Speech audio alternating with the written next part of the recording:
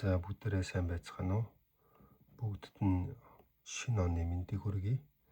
За өнөөдөр бол 2026 оны 1 сарын 1-ний өдөр байна. За та бидний дунд нартай Библи гэж нэрлэж ирсэн энэ гайхамшигтай номыг 2026 оны туршид нэг жилийн туршид унших их аяллыг эхлүүлэх гэж байна. За өдөрт 3 бүлэг уншина. За тэгээд уншлага болон ухаарл гэсэн 2 сэдвээр энэхүү бичлэгийг хийж байх болно. За өнөөдөр бол Эхлэл номны 1, 2, 3 дугаар бүлгийг хамтдаа уншина.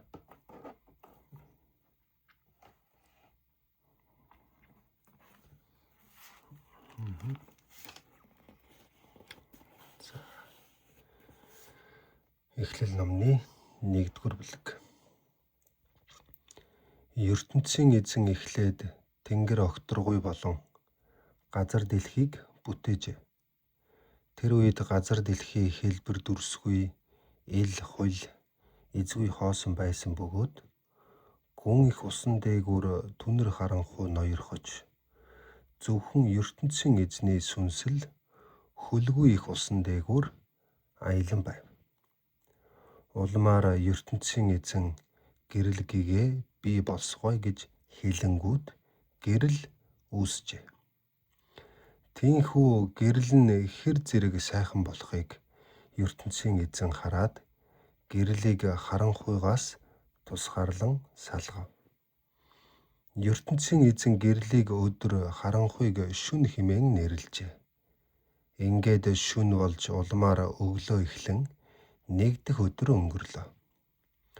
Улмаар ертөнцийн эзэн хэлэхдээ хөлгүй их усны дунд агаар мандал бий болж, тэрхүү усыг 2 хэсэг болгон салгасгай гэжээ. Тийхүү ертөнцийн эзэн агаар мандлыг бий болгож, агаар мандлын дор байгаа усыг түүний дээр байгаа уснаас салган тусгаарлахад энэ бүхэн хэлсэн ёсоор нь боллоо. ертөнцийн эзэн агаар мандлыг тэнгэр хэмээн нэрлэв. Ингээд шүн болж улмаар өглөө эхлэн 2 дахь өдөр өнгөрлөө. ертөнцийн эзэн хэлэхдээ тэнгэрийн доорх тэрхүү ус нэгэн газарт хуралдан хуурай газрыг бий болгосгой гэхэд тэр нь ёсоор болжээ. ертөнцийн эзэн тэрхүү хуурай газрыг хөрс шороо хэмээн нэрлээд хуралдсан тэр их усыг далай тэнгис хэмээн нэрлсэн байна. Ингээд ертөнцийн эзэн энэ бүхэн хэр зэрэг сайхан болохыг харлаа.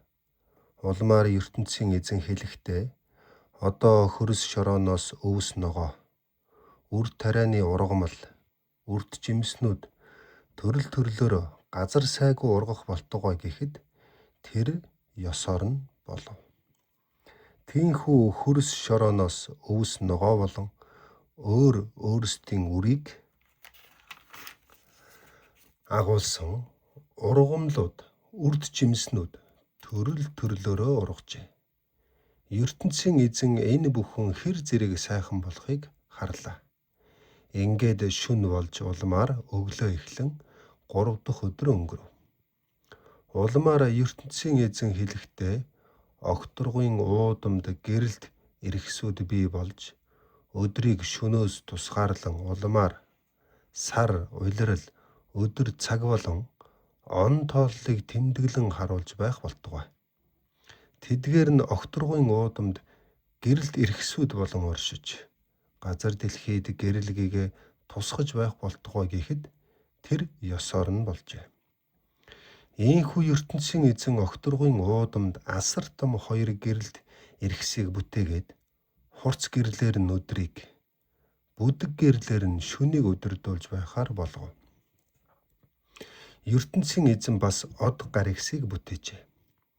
ертөнцийн эзэн тэдгээрийг газар дэлхийд гэрлээ тусхан өдөр шөнийг захирч гэрлийг харанхуйгаас тусгаарлаж байхаар зохицуулан огторгуйн уудамд байрлуулсан байна. Тэгээд энэ бүхэн хэр зэрэг сайхан болохыг ертөнцийн эзэн харлаа. Ингээд шөнө болж улмаар өглөө эхлэн 4 дахь өдөр өнгөрөв. Улмаар ертөнцийн эзэн хэлэхдээ далай тэнгисийн уснаас амьтад сүрэг сүргээрээ бий болсгоо. Газар дэлхий дээгүүр буюу тэнгэр огторгуйд жигүүртэн шууд халин нисэх болтугай гэв. Ингээд ертөнцийн эзэн далайн аимшигт том авраг биетнүүд болон усан думбан сэлж байдаг төрөл бүрийн амьд биетнүүд жигүүртэн шуудыг бий болгожээ. Улмаар энэ бүхэн хэр зэрэг сайхан болохыг ертөнцийн эзэн харлаа. ертөнцийн эзэн тэр бүгдийг өрөөхтөө үр төлтөө байж өнөр өтгөн болоод далай тэнгисийн усыг дүүргэсгүй. Газар дэлхийд жигүүртэн шууд үе олноороо бий болсгой гэв. Ингээд шөнө болж улмаар өглөө эхлэн 5 дахь өдөр өнгөрлөө. Улмаар ертөнцийн эзэн хэлэхдээ газар дэлхийгээс төрөл бүрийн амьд амьтад бий болж мал сүрэг хевлэр явагчд, мүлхэгчд, араатан амьтад төрөл төрлөөрөө бий болсгой гэхэд тэр ёсоор нь болжээ. Тийхүү ертөнцийн эзэн газар дэлхийд төрөл бүрийн араатан амьтад, мал сүрэг, хевлэр явагчд, мүлхэгчдийг бий болгоод энэ бүхэн нь хэр зэрэг сайхан болохыг харлаа. Улмаар ертөнцийн эзэн одоо манайхныг дуурайлган өөртөөгөө төстэй хүн төрлөختнийг бүтээе.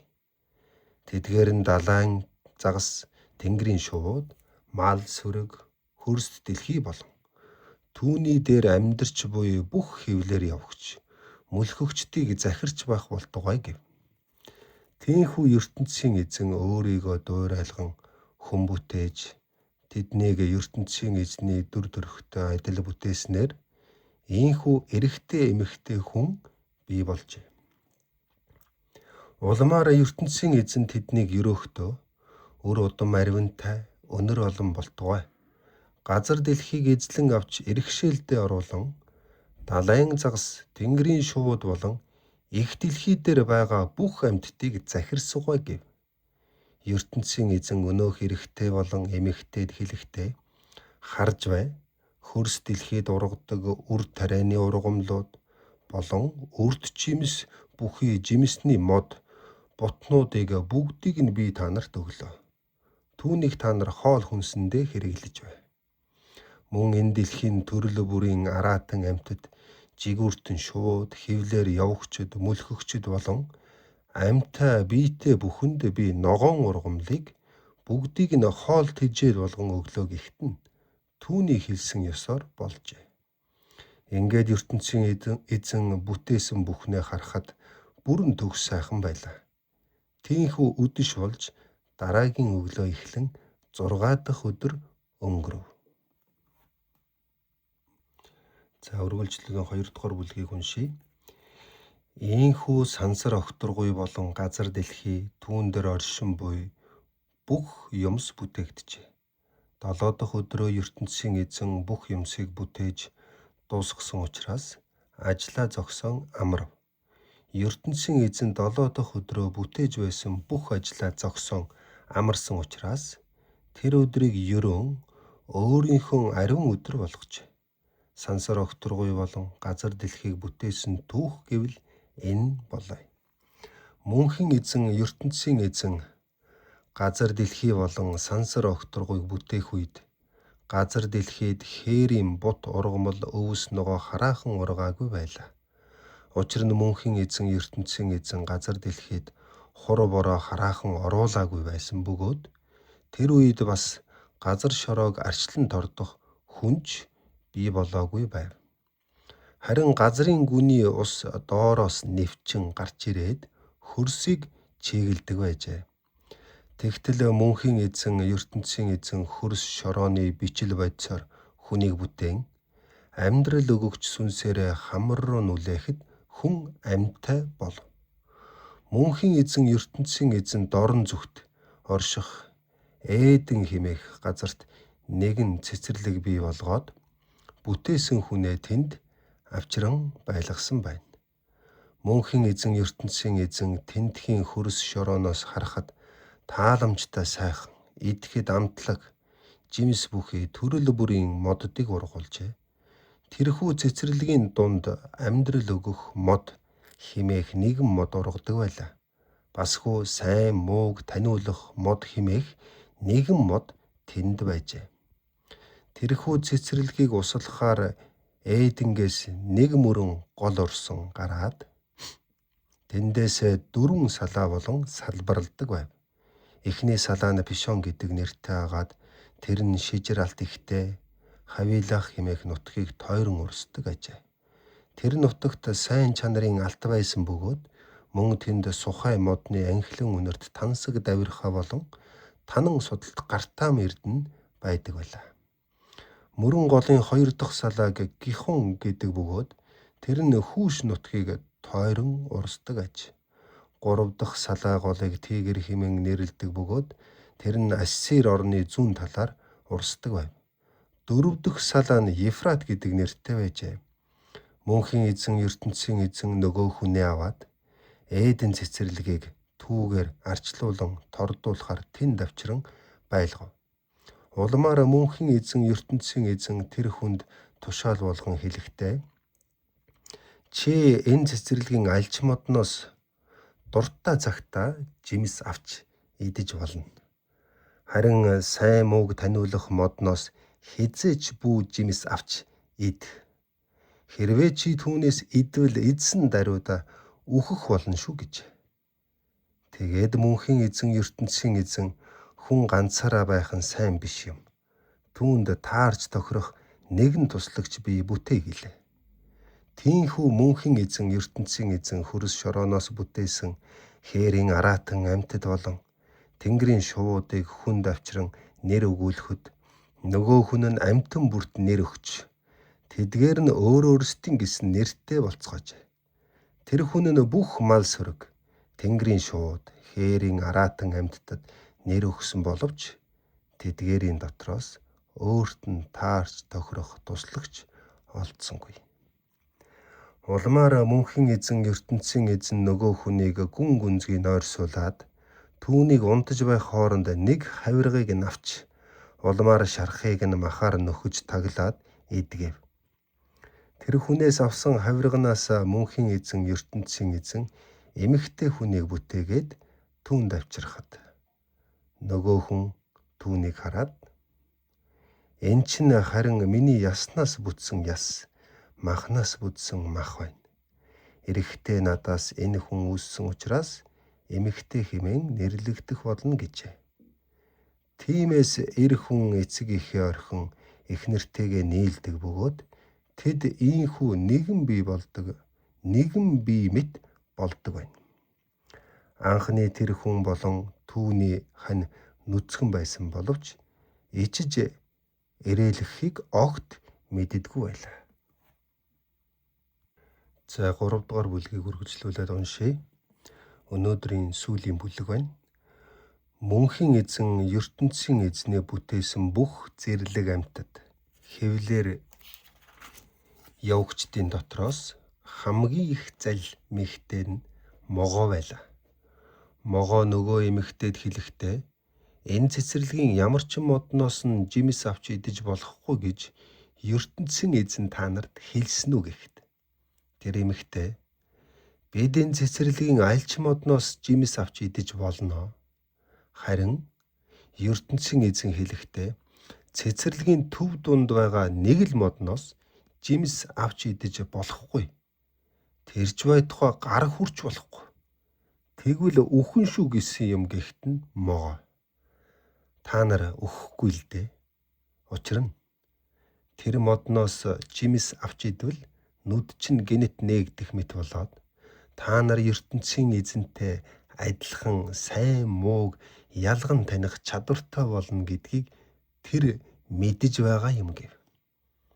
Ингээд тэр эмэгтэйг мод руу харахад жимс нь идэхэд амтлаг сайхан мэтагаад харахад нүд баясган хүнийг цэцэн цэлвмэг болгочихмоор хүслэнтэй сайхан санагдсан учраас өнөөх модноос жимс аваад идлээ.